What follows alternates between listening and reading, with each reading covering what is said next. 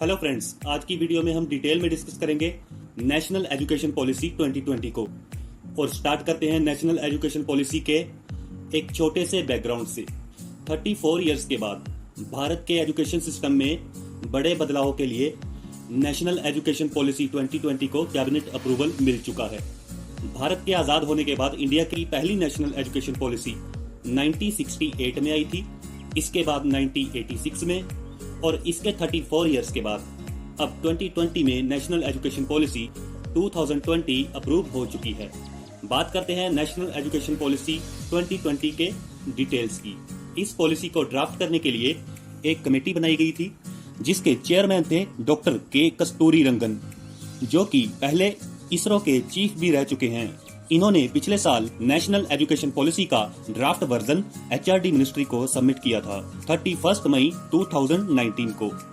ये draft version different languages में ministry of HRD की वेबसाइट पर अपलोड किया गया था, ताकि public, state government of India की डिफरेंट मिनिस्ट्रीज अपने अपने कमेंट्स और सजेशंस दे सके। 65,000 से ज्यादा कमेंट्स और सजेशंस इस रिपोर्ट पर आए थे, जिनके बेस पर कस्तूरी रंगन कमेटी ने एजुकेशन पॉलिसी को फर्दर चेंज किया और फाइनली इसी साल 29 जुलाई को नेशनल एजुकेशन पॉलिसी 2020 को कैबिनेट की मंजूरी मिल गई। इस पॉलिसी के द्वारा मिनिस्ट्री ऑफ एचआरडी का नाम बदलकर अब मिनिस्ट्री ऑफ एजुकेशन कर दिया है, और ये इसलिए किया गया है कि इस मिनिस्ट्री का फोकस वापस से एजुकेशन पर और लर्निंग पर आ सके। बट इससे भी ज्यादा जरूरी बात यह है कि नेशनल एजुकेशन पॉलिसी 2020 का गोल क्या है और इसका विजन क्या है। इस पॉलिसी का गोल ये है कि हमारे स्टूडेंट्स को एक नया एजुकेशन सिस्टम मिले जो 21वीं सदी के लिए ऑप्टिमाइज हो, और साथ ही साथ एजुकेशन सिस्टम में हमारे इंडियन ट्रेडिशन और वैल्यू सिस्टम को एसिमिलेट किया जा सके। क्योंकि कमेटी का मानना है कि इंडियन ट्रेडिशनल एजुकेशन सिस्टम ने भास्कराचार्य, आर्यभट्ट, पतंजलि, चरक और सुश्रुत जैसे स्कॉलर्स हमें दिए हैं, जिनकी नॉलेज और एक्सपर्टीज हम आज भी डिफरेंट एरिया में यूज करते हैं। तो फिर क्यों ना हम आज भी इस ट्रेडिशनल एजुकेशन सिस्टम को वापस से रिवाइव करें और अपने मॉडर्न एजुकेशनल सिस्टम के साथ असिमिलेट करें।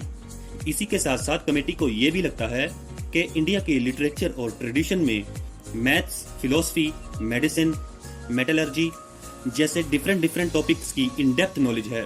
फॉर एग्जाम्पल पाइथागोरस थ्योरम और पास्कल्स ट्रायंगल, ये थ्योरम्स हमारे लिटरेचर में पता नहीं कब से मौजूद है।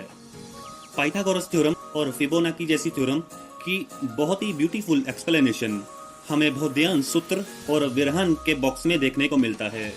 तो अब नई एजुकेशन पॉलिसी के जरिए हम ये एक्सपेक्ट कर सकते हैं कि हमारे नए करिकुलम में इंडियन ट्रेडिशन और वैल्यू सिस्टम को ज्यादा से ज्यादा एसिमिलेट किया जाएगा।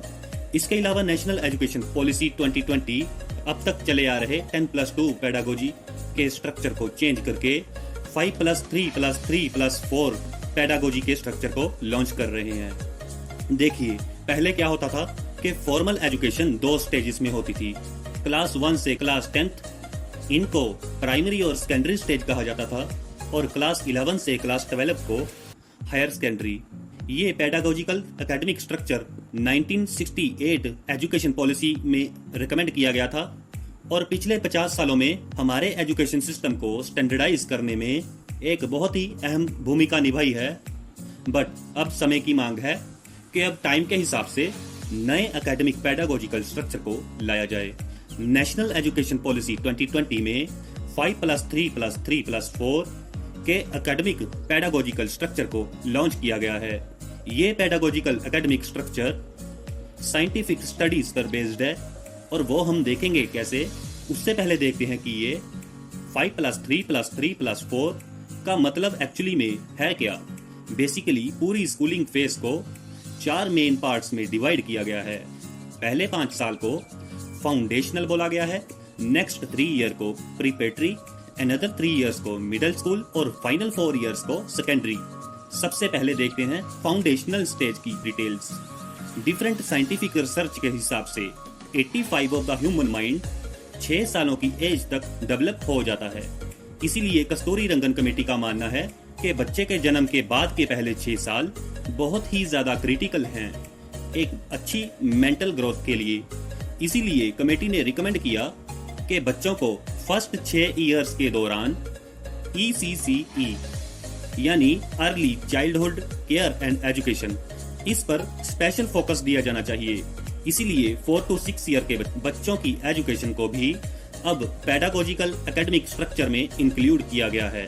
और इसके अलावा ऐसा भी माना जाता है कि बच्चा जब फर्स्ट क्लास में आता है तो उसका लर्निंग कर्व इस बात पे डिपेंड करता है कि उसको early childhood care and education यानी ECCE मिली है या नहीं। तो इस तरह इनिशियल 3 इयर्स और फिर फर्स्ट एंड सेकंड क्लास यानी ये टोटल 5 साल मिलाकर बनता है फर्स्ट पेडागोजिकल एकेडमिक स्ट्रक्चर, जहां बच्चों को फाउंडेशन नॉलेज मिलती है। इस स्टेज में कोई भी एग्जाम नहीं हुआ करेंगे और जैसा कि हमने देखा कि फर्स्ट स्टेज में उन्हें early childhood care and education यानी ECCE मिलेगी, जहां पर उनकी हेल्थ केयर और न्यूट्रिशन के साथ साथ उन्हें ग्रुप्स में सुपरवाइज प्ले बेस्ड एजुकेशन मिलेगी about alphabets, languages, numbers, counting, colours, shapes, drawings, paintings etcetera. ऐसी चीजों में उन्हें इन्वॉल्व रखा जाएगा ताकि उनकी क्रिएटिव थिंकिंग और लॉजिकल थिंकिंग डेवलप हो सके। इसके बाद आता है प्रिपरेटरी फेज, जो कि क्लास 3 से क्लास 5 तक का होगा। बेसिकली होता क्या है कि क्लास 1 से क्लास 5 तक ये वो फेज है जिसमें बच्चा अच्छे से पढ़ के समझना, मैथ्स में एडिशन और सब्सट्रैक्शन जैसी चीजें सीखता है। बट होता क्या है कि जब इन चीजों की शुरुआत होती है यानी क्लास 1 और क्लास 2 में, तो ज्यादातर बच्चे पिछड़ जाते हैं। उनका लर्निंग कर्व अच्छा नहीं रहता है, वो इन चीजों को कभी ठीक से सीख ही नहीं पाते हैं। बट अब नए स्ट्रक्चर के हिसाब से फर्स्ट क्लास और सेकंड क्लास को ECCE के साथ मिला के फाउंडेशन स्टेज बना दिया गया है। तो इससे क्या होगा, अब जब वो नेक्स्ट स्टेज यानी प्रिपरेटरी स्टेज में जाते हैं तो उनका ट्रांजिशन बहुत ही स्मूथ होगा। और इसी के साथ साथ यहाँ पर यह भी कहा गया है कि यहाँ पर टीचर्स, करिकुलम और इंफ्रास्ट्रक्चर में कुछ चेंजेस किए जाएंगे। डिजिटल एप्स के थ्रू भी पढ़ाई की जाएगी, एफर्ट्स डाले जाएंगे ताकि स्टूडेंट्स को मैथमेटिक्स और रीडिंग से रिलेटेड थोड़ा लगाव पैदा हो। ये बहुत जरूरी है। इसके अलावा यहाँ पर एक इम्पोर्टेंट बात ये है कि फाउंडेशन फेज और प्रिपरेटरी फेज में जो मीडियम ऑफ इंस्ट्रक्शंस हैं वो मदर टंग, लोकल लैंग्वेज या फिर रीजनल लैंग्वेज रखा जाएगा। तो ये भी एक अच्छी फीचर है जिसकी वजह से बच्चे पढ़ाई में ज्यादा से ज्यादा रुचि ले पाएंगे। इसके बाद आता है मिडिल स्कूल, जिसमें क्लास 6 से क्लास 8 तक रखा गया है। इस स्टेज में स्टूडेंट्स को साइंस, मैथ, आर्ट जैसे डिफरेंट सब्जेक्ट्स के बारे में एक्सपीरियंशियल लर्निंग रखी जाएगी ताकि स्टूडेंट्स को इन सब्जेक्ट्स के बेसिक प्रिंसिपल्स समझ में आ पाए और वो डिफरेंट सब्जेक्ट्स को इंटररिलेट कर पाए। इस स्टेज में किसी भी तरह की स्पेशलाइजेशन नहीं होगी, कोई भी स्पेशलाइजेशन सब्जेक्ट्स नहीं होंगे। और लास्ट स्टेज होगी सेकेंडरी स्टेज, जहां पर 4 साल यानी 9th क्लास से 12th क्लास तक यहाँ पर मिडिल स्टेज में जो भी सब्जेक्ट्स पढ़े हैं उन्हें और ज्यादा डिटेल में पढ़ाया जाएगा। इसके अलावा स्पेशलाइज्ड सब्जेक्ट को इंट्रोड्यूस किया जाएगा। इसी के साथ साथ यहाँ पर हर एक साल को 2 सेमेस्टर्स में डिवाइड किया जाएगा। हर एक सेमेस्टर में 5 से 6 सब्जेक्ट्स तक होंगे। कुछ सब्जेक्ट्स कॉमन होंगे। इसके अलावा आर्ट्स, वोकेशनल सब्जेक्ट्स और फिजिकल एजुकेशन जैसे सब्जेक्ट्स, इनको भी चूज किया जा सकता है। मतलब एक फ्लेक्सिबल करिकुलम होगा। बोर्ड एग्जाम को भी पूरी तरह से रीस्ट्रक्चर कर दिया जाएगा, जिसे मॉड्यूलर बोर्ड स्ट्रक्चर कहा जा सकता है।